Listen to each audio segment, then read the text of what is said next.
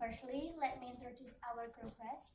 On my left side, we have Mr. Kenny as our professional driver, and on my right side, we have Mr. Akil as our professional co-driver.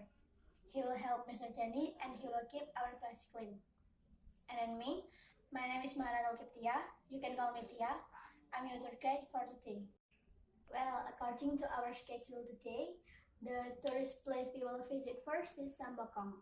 Does anyone here know Sambokong or have you been there before? So, Sambokong is a place of worship of Konghucu religion. Sambokong has a 3.5 hectare divided into two regions, outer and inner regions. The outside area for tourism, while in worship.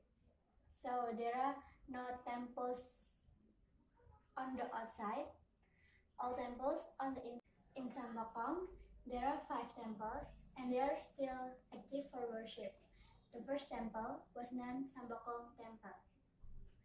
Well, Sambokong means the person who is exalted, the person who is respected, and that person is Admiral Cheng Ho.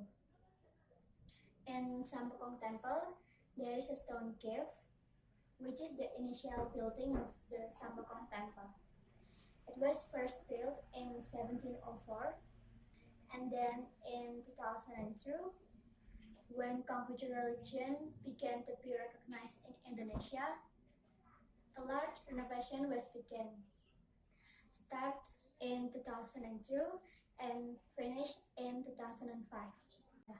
Then the second temple is called the Temple of the Earth God. Inside this temple, there is a statue of the Earth God. And in front of this temple, there are 8 statues that signify the 8 cardinal directions. The third temple is called the Kiai Jurumuji Temple.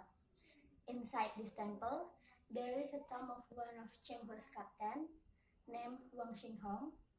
He died of severe illness, and because he is a Muslim, he is therefore buried, not cremated. And the fourth temple is called the Kiai Jangkar Temple. Inside this temple, there is an original anchor of Cheng Ho ship, which is more or less 6 centuries old. And the last temple, the fifth temple, is called Kiai Nyai Tumpang Temple.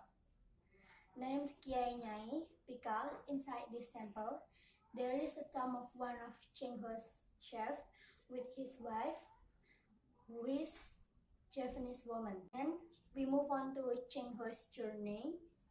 Cheng Ho began his journey in 1405, carrying 307 ships and 28,000 crew members on a trade mission.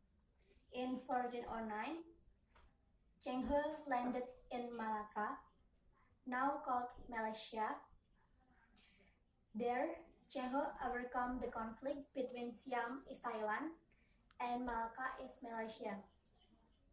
Then Cheng Ho sailed in Indonesia.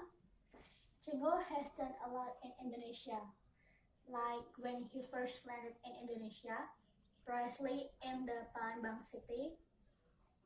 Cheng Ho helped eradicate 500 pirates from China. Then, when Cheng Ho landed on the island of Java, there Cheng Ho overcome the civil war between West Java and East Java.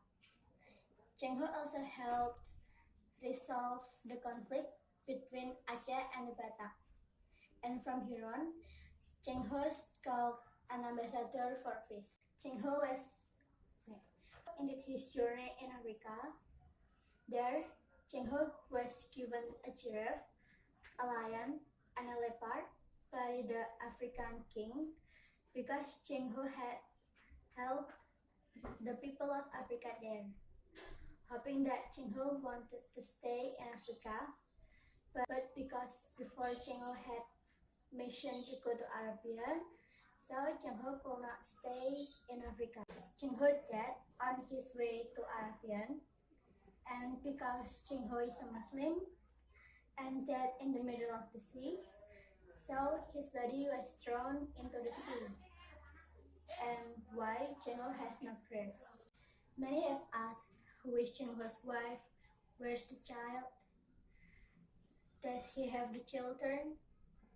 So, before Chingho became a commander, Chingho is a eunuch, which is in charge of guarding the king's concubines. Someone becomes a eunuch, he must be castrated first. Therefore, Chingho has never been married. He has no wife, no children. So, Chingho's offspring doesn't exist. But why in Indonesia are there many ethnic Chinese? Those are all descendants of Chingho ship crew who landed in Indonesia and married Japanese women. That's all information about Sambokong. In a few minutes again, we will arrive at Sambokong. Please prepare your things that you want to carry. Be careful when getting off the bus and back on the bus at 10. Thank you for your attention and